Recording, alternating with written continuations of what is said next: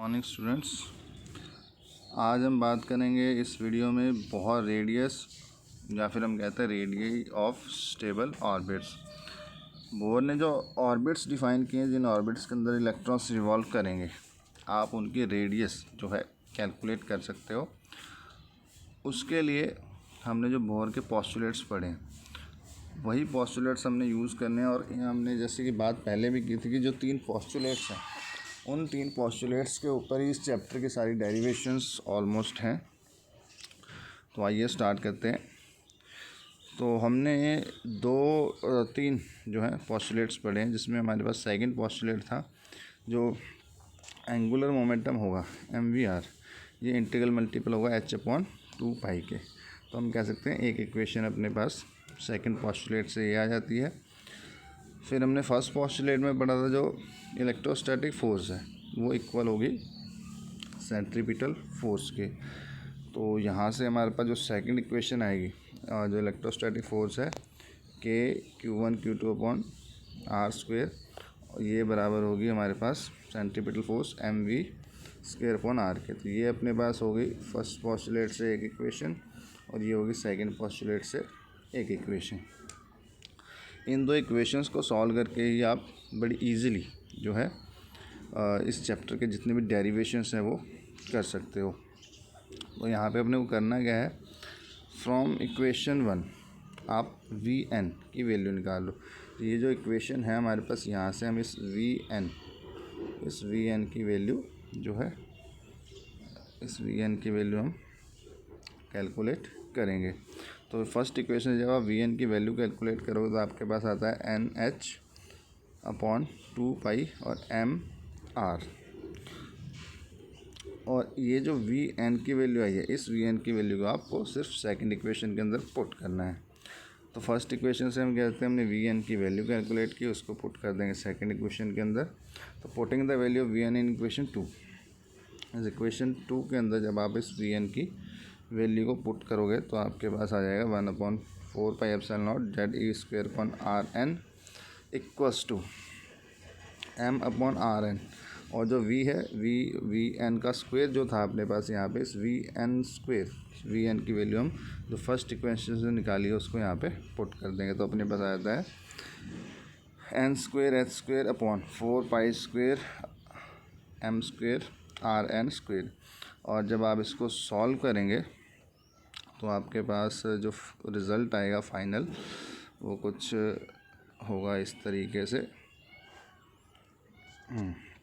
तो हम कह सकते हैं, हम जब इन दो इक्वेशंस को सॉल्व करेंगे, फर्स्ट इक्वेशन से Vn की वैल्यू निकालेंगे, सेकंड में पुट करेंगे, और उसके बाद जब आप इसको सॉल्व करोगे तो जो फाइनली आपके पास Rn, मतलब जो रेडियस nth ऑर्बिट का है, उसकी हम जब वैल्यू निकालेंगे तो अपने पास आती है epsilon naught h² upon pi m ZE² into n²। ये हमारे पास जनरल फार्मूला, आप nth ऑर्बिट का रेडियस फाइंड कर सकते हो इस फार्मूले से। इसी फार्मूले को हम हाइड्रोजन के लिए या फिर हाइड्रोजन लाइक एटम्स के लिए जो है ड्राइव करेंगे, बिकॉज जो बोहर का एटम है ये सिर्फ हाइड्रोजन या फिर हाइड्रोजन लाइक एटम्स के लिए। तो फिर हम बात कर सकते हैं यहाँ पे हाइड्रोजन के फर्स्ट ऑर्बिट के लिए क्या होगा। फर्स्ट ऑर्बिट की अगर हम बात करें तो n की वैल्यू हमारे पास 1 हो जाएगी, और जो z है वो हो जाएगा हाइड्रोजन के लिए 1।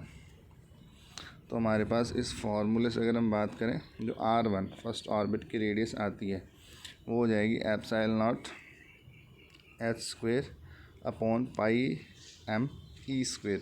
यहाँ पे हम कह सकते हैं कि जो ऊपर इक्वेशन थी ये वाली, इसमें हमने n को 1 पुट कर दिया है और z को 1 पुट कर दिया है। तो हमारे पास इक्वेशन बनती है ये। इस इक्वेशन में हम कह सकते हैं कि जितनी भी टर्म्स हैं ये हैं कांस्टेंट टर्म्स।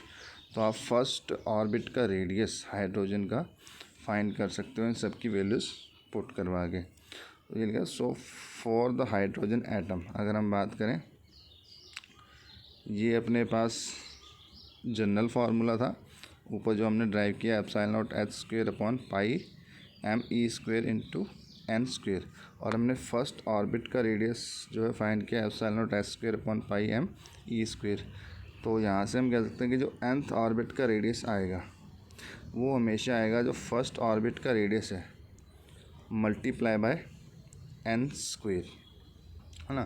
तो आपको किसी भी ऑर्बिट का रेडियस अगर फाइंड करना है तो आप सिंपली एन की वैल्यू यहाँ पे पुट कर सकते हैं और उसको R1 के साथ मल्टीप्लाई करवा सकते हैं। उसके बाद में आपके पास जो आएगा वो आएगा nth ऑर्बिट का रेडियस। तो यहाँ पे हम कह सकते हैं कि हमारे पास जो ये आई थी इक्वेशन नंबर 4, जो हमने फर्स्ट ऑर्बिट का रेडियस निकाला, हमने बात की इसमें जितनी भी टर्म्स हैं वो कांस्टेंट हैं। एप्सिलॉन नॉट कांस्टेंट है, एच प्लैंक्स कांस्टेंट है, पाई कांस्टेंट है, मास ऑफ इलेक्ट्रॉन कांस्टेंट है और चार्ज ऑफ इलेक्ट्रॉन भी कांस्टेंट है। तो इन सब की जब आप वैल्यूज़ पुट करते हैं तो आपके पास जो टर्म आएगा, फर्स्ट जो रेडियस आता है हाइड्रोजन के लिए फर्स्ट ऑर्बिट का रेडियस वो आता है 0.528 एंगस्ट्रॉम, 0.528 एंगस्ट्रॉम। तो यहाँ से आप इस फार्मूले को जनरलाइज कर सकते हैं। तो हम कह सकते हैं हमने ये जनरलाइज इसको किया था ऊपर कि nth ऑर्बिट का रेडियस निकालना है तो फर्स्ट ऑर्बिट के रेडियस के साथ आप n स्क्वायर मल्टीप्लाई कर देंगे, और फर्स्ट ऑर्बिट का जो रेडियस होगा वो अपने पास है 0.528 एंगस्ट्रॉम। तो यहाँ से आप Rn की वैल्यू निकाल सकते हैं। ये अपने पास आ जाएगा n square upon z into 0.528 angstrom. तो ये वाली इक्वेशन हम कह सकते हैं कि आप हाइड्रोजन लाइक एटम्स के लिए अप्लाई कर सकते हो, और ऊपर जो हमने रेडियस फाइंड किया था वो सिर्फ हाइड्रोजन के लिए और फर्स्ट ऑर्बिट के लिए। तो इसमें आपको करना क्या है, जिस भी ऑर्बिट की रेडियस निकालनी है ना, उसके लिए आप यहाँ पे n की वैल्यू पुट कर देंगे 1 2 3 4, जिस भी ऑर्बिट का रेडियस निकालना चाहते हैं, और z हमारे पास एटॉमिक नंबर होगा। अगर आपके पास हाइड्रोजन है तो इसको आप 1 पुट कर दोगे, हीलियम है तो उसको हम 2 पुट कर देते हैं, लिथियम है तो उसको हम 3 पुट कर देंगे। तो इस तरीके से आप जो है nth ऑर्बिट का रेडियस फाइंड कर सकते हैं। बच्चों बहुत सिंपल डेरिवेशन है, इसमें कोई लंबा चौड़ा काम नहीं है, सिर्फ वो 2 इक्वेशंस यूज़ करनी है। फर्स्ट इक्वेशन से Vn की वैल्यू फाइंड करनी है, सेकंड में पुट कर देनी है। इतना सा काम है, उसको सॉल्व करेंगे, आप इसको ड्राइव कर सकते हो। लेकिन ये जो फाइनल रिज़ल्ट है इसको आप ध्यान में रखें, मोस्ट ऑफ द न्यूमेरिकल्स में इसको हम काम लेंगे। तो ये तो हमने बात की ऑर्बिटल रेडियस की। नेक्स्ट हमारे पास जो है ऑर्बिटल स्पीड ऑफ इलेक्ट्रॉन्स, कि इलेक्ट्रॉन्स जिस ऑर्बिट के अंदर घूम रहे हैं तो उस ऑर्बिट के अंदर उनकी स्पीड क्या होगी। तो उसके लिए भी हमारे पास बेटा बहुत ही सिंपल जो है रिलेशन यहाँ पे है, जैसा कि हमने पहले ड्राइव किया था उसी तरीके से सेम सारे डेरिवेशन इस चैप्टर की सेम उसी तरीके से होंगी। तो अभी हमने जस्ट ऊपर Vn की वैल्यू कैलकुलेट की थी, है ना।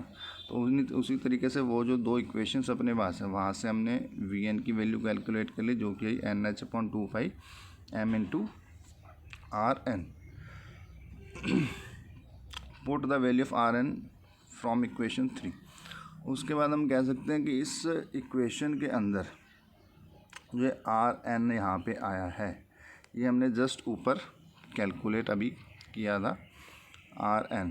तो Rn की वैल्यू हमने कैलकुलेट करी थी, ये रही, ये अपने पास Rn की वैल्यू है। इस Rn की वैल्यू को फिर से उसी इक्वेशन के अंदर पुट कर देना है और आपका जो है डेरिवेशन हो जाएगा। तो Vn का हमारे पास फार्मूला है NH/2πm Rn, और यहाँ पे Rn की वैल्यू हम ऊपर वाली इक्वेशन से जो हमने फाइंड की है लास्ट डेरिवेशन में वहाँ से पुट कर देंगे। तो अपने पास कुछ ये रिलेशन आता है। इसको आप Vn के लिए सॉल्व करेंगे तो आपका जो फाइनल रिज़ल्ट आएगा वो ये है। ये रिज़ल्ट हम कह सकते हैं जनरलाइज्ड है। आप हाइड्रोजन या हाइड्रोजन लाइक एटम्स के लिए इसको अप्लाई कर सकते हैं, जिसमें आपको Z की वैल्यू पुट करनी पड़ेगी, और जिस भी ऑर्बिट में आप स्पीड फाइंड कर रहे हैं उसकी आपको n जो है फर्स्ट सेकंड थर्ड ऑर्बिट का ये पुट करना पड़ेगा। बाकी अगर हम बात करें इसमें भी कुछ टर्म्स कांस्टेंट हैं, जैसे हमारे पास E कांस्टेंट है, H कांस्टेंट है, एप्सिलॉन नॉट कांस्टेंट है। तो आज जैसे हमने ऊपर हाइड्रोजन के फर्स्ट ऑर्बिट का रेडियस फाइंड किया, उसी तरीके से हम हाइड्रोजन के फर्स्ट ऑर्बिट के अंदर उसकी स्पीड भी कैलकुलेट कर सकते हैं। तो for hydrogen first orbit Z को और N को 1 1 पुट कर देंगे। तो इक्वेशन नंबर 7 से आपके पास जो फर्स्ट ऑर्बिट की वेलोसिटी आती है वो आती है 2.18 इंटू 10⁻⁶ मीटर पर सेकेंड। ये हाइड्रोजन के फर्स्ट ऑर्बिट के लिए, अगर आप सभी एटम्स के लिए इसको अप्लाई करना चाहते हैं इक्वेशन को, तो इस V1 की वैल्यू को हम एडजस्ट कर दें इक्वेशन नंबर 7 में। तो जनरल हमारे पास जो इक्वेशन आएगी वो ये है,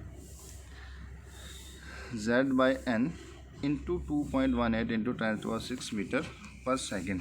मतलब आप जिस भी एटम का वेलोसिटी फाइंड करना चाहते हो उस एटम का एटॉमिक नंबर यहाँ पुट कर देंगे, जिस ऑर्बिट में आप वेलोसिटी फाइंड करना चाहते हो उसको आप यहाँ पुट कर देंगे। ये दो चीज़ें आपको पुट करनी है और उसको आप सिंपली मल्टीप्लाई कर दोगे 2.18 इंटू 10⁻⁶ मीटर पर सेकेंड से। तो आप किसी भी एटम का किसी भी ऑर्बिट के अंदर जो वेलोसिटी है, ऑर्बिटल वेलोसिटी, वो फाइंड कर सकते हो। स्टूडेंट्स, बहुत सिंपल डेरिवेशन है, एक बार आप इनको ट्राई ज़रूर करके देखिएगा। और इनके फार्मूले जो हैं, लास्ट जो हमारे पास फार्मूले हैं, इनको आप अपने टिप्स पे याद कर लें, क्योंकि न्यूमेरिकल्स में अपने को ये फार्मूले एज इट इज़ अप्लाई करने पड़ेंगे। इस वीडियो में इतना ही।